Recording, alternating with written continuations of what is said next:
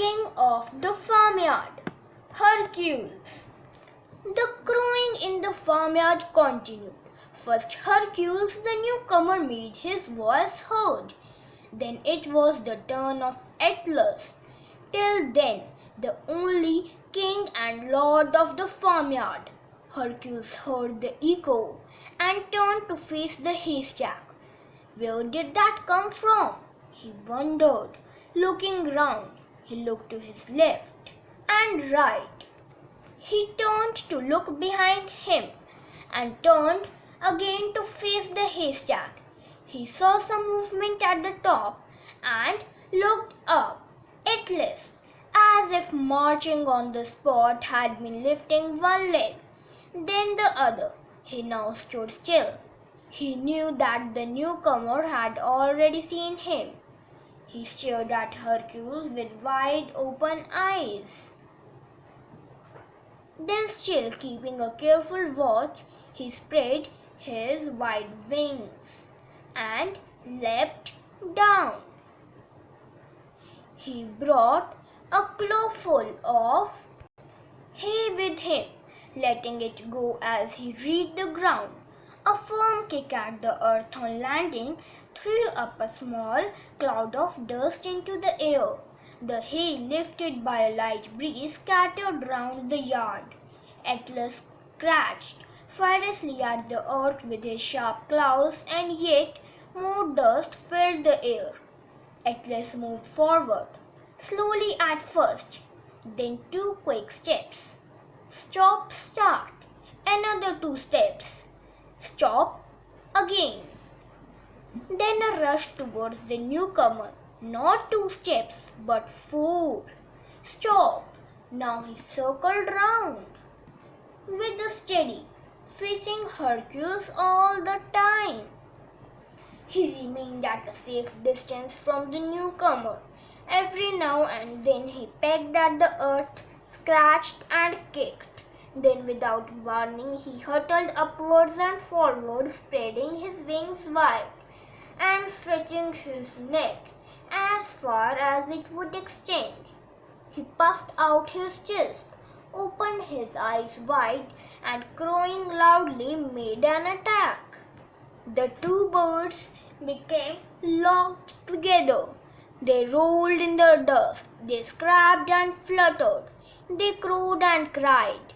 They squawked and squealed. They scratched and kicked. They pecked at each other with great violence. It was a terrible sight indeed, and the other animals of the farmyard gathered round to watch at a distance the contest of these 2 giants. The fight went on and on.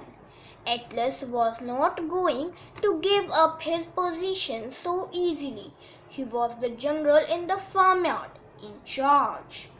He was the leader, and had been always, and he wished to hold that position for years to come.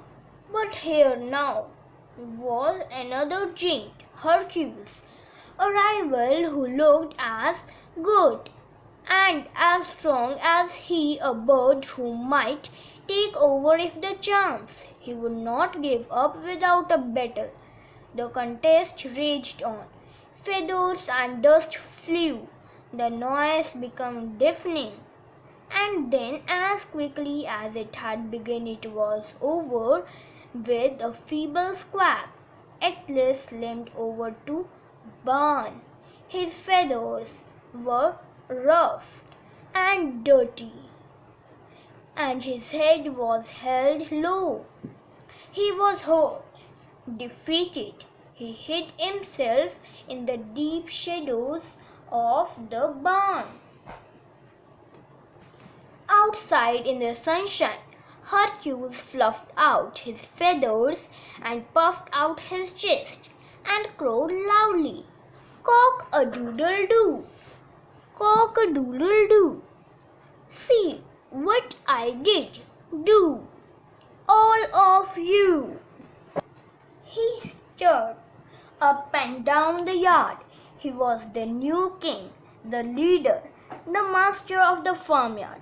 He paraded in front of the other animals, clucking and kicking. But this show was not enough for the proud bird, and with a great shake and a leap, he fluttered to the top of the barn. He perched on the roof and stretching out his neck, crowed loudly, "Cock-a-doodle-doo! Cock-a-doodle-doo! The old king's no more. Come and see the new." Atlas watched sadly from the dark shadows.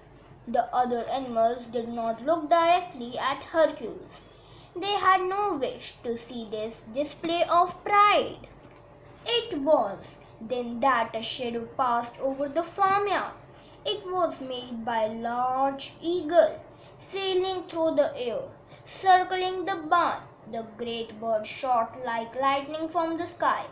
It swept upon Hercules, dug its sharp talons into the cockerel, and carried the proud bird away. The farmyard was silent once more. After a few moments, Atlas limped out of the shadows into the yard. He knew his region would last a while longer. Thank you, friends.